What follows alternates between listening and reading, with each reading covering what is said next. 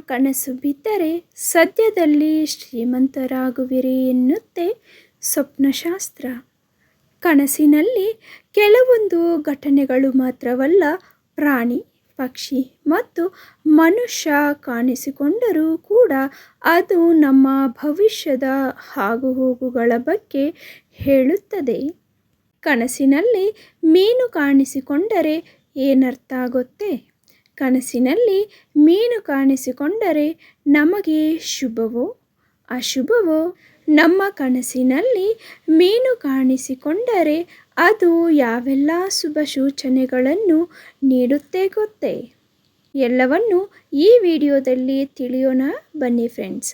ಕನಸಿನಲ್ಲಿ ಮೀನುಗಳನ್ನು ನೋಡುವುದು ಬಹಳ ಮಂಗಳಕರ ಸಂಕೇತವಾಗಿದೆ. ನಂಬಿಕೆಗಳ ಪ್ರಕಾರ ಮೀನನ್ನು ದೈವಿಕತೆ ಮತ್ತು ಶ್ರೇಷ್ಠತೆಯ ಸಂಕೇತವೆಂದು ಪರಿಗಣಿಸಲಾಗುತ್ತದೆ. ಕನಸಿನಲ್ಲಿ ಮೀನನ್ನು ನೋಡಿದರೆ ಮನೆಯಲ್ಲಿ ಕೆಲವು ಶುಭ ಕಾರ್ಯಗಳು ನಡೆಯಲಿವೆ ಎಂದರ್ಥ. ಕನಸಿನಲ್ಲಿ ಶಾರ್ಕ್, ತಿಮಿಂಗಲ ಅಥವಾ ದೊಡ್ಡ ಜಾತಿಯ ಮೀನುಗಳನ್ನು ನೋಡುವುದು ಅಶುಭವೆಂದು ಪರಿಗಣಿಸಲಾಗಿದೆ. ಇದು ಸಾಲದ ಹೊರೆ ಮತ್ತು ದುಃಖವನ್ನು ಸೂಚಿಸುತ್ತದೆ. ನಿಮ್ಮ ಕನಸಿನಲ್ಲಿ ಡಾಲ್ಫಿನ್ ಮೀನುಗಳು ನೋಡಿದರೆ ಶೀಘ್ರದಲ್ಲೇ ನಿಮ್ಮ ಅದೃಷ್ಟವು ಹೊಳೆಯುತ್ತದೆ ಮತ್ತು ನೀವು ಹಣವನ್ನು ಪಡೆಯಲಿದ್ದೀರಿ ಎಂದು ಅರ್ಥ.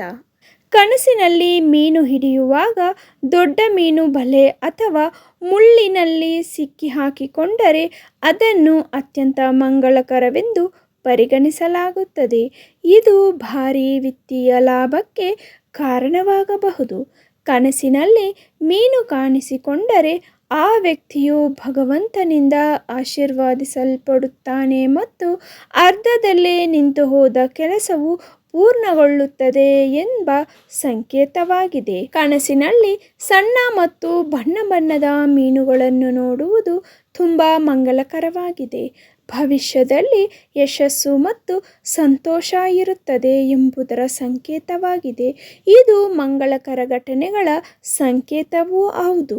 ಕನಸಿನಲ್ಲಿ ದೊಡ್ಡ ಮತ್ತು ಭಯಾನಕ ಮೀನುಗಳನ್ನು ನೋಡಿದರೆ ಇದರರ್ಥ ಆ ವ್ಯಕ್ತಿಯೊಳಗೆ ನಕಾರಾತ್ಮಕ ಶಕ್ತಿಗಳು ಬೆಳೆಯುತ್ತವೆ ಎಂದರ್ಥ. ಹೋಪ್ ಈ ಅಮೂಲ್ಯವಾದ ಮಾಹಿತಿ ನಿಮಗೆ ಯೂಸ್ ಆಗಿದೆ ಅಂದ್ಕೊಂಡಿದ್ದೀನಿ ಫ್ರೆಂಡ್ಸ್. ಯೂಸ್ ಆಗಿದ್ರೆ please like, share and subscribe to the channel.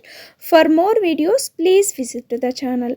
Thank you for watching. ಮತ್ತೊಂದು ಯೂಸ್ಫುಲ್ ವಿಡಿಯೋದೊಂದಿಗೆ ಮತ್ತೆ ಭೇಟಿಯಾಗೋಣ. ಅಲ್ಲಿವರೆಗೂ ಆಲ್ವೇಸ್ ಕೀಪ್ ಸ್ಮೈಲಿಂಗ್. ನಿಮ್ಮ ಅಮೂಲ್ಯವಾದ ಸಮಯವನ್ನಿಟ್ಟು ಈ ವಿಡಿಯೋ ನೋಡಿದಂತಹ ತಮ್ಮೆಲ್ಲರಿಗೂ ನನ್ನ ಹೃದಯಪೂರ್ವಕ ಧನ್ಯವಾದಗಳು.